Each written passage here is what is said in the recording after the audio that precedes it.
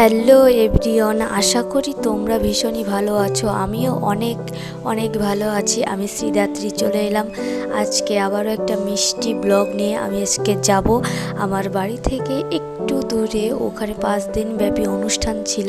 আজকে শেষ দিন। আমি, আমার ছোট বৌদি আর অনেক ছোট ভাইপো চলো টুকটুক করে যাচ্ছি এখন অনুষ্ঠান বাড়িতে। আমার তো ভীষণই ভালো লাগে এরকম মহোৎসবে যেতে।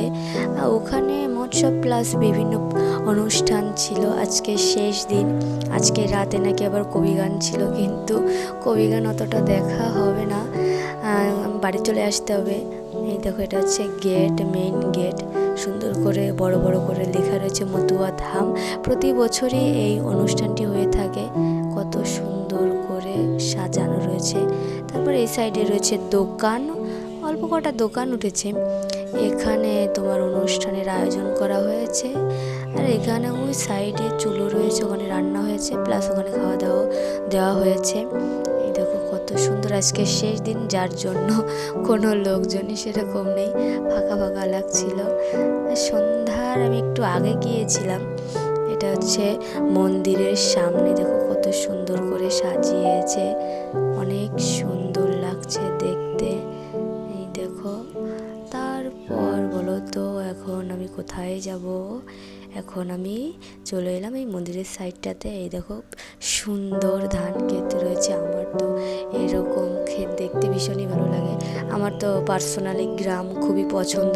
তোমাদের কার কার গ্রাম পছন্দ অবশ্যই কমেন্টে জানিয়ে যাবে।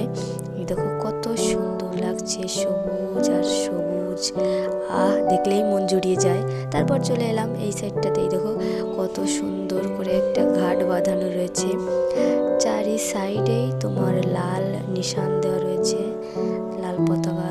তারপর এই দেখো সুন্দর করে গ্রিল দেওয়া রয়েছে। তারপর চলে এলাম মেইন মন্দিরে। এটা হচ্ছে মেইন মন্দির, হরিচাঁদ ঠাকুর, শান্তিমাতা। জয় হরিবল, জয় হরিবল, জয় হরিবল। তোমরাও ভগবানের কাছে তোমাদের প্রার্থনা জানাও, আমিও জানাই। আমি এখন একটু প্রণামও করে নিই।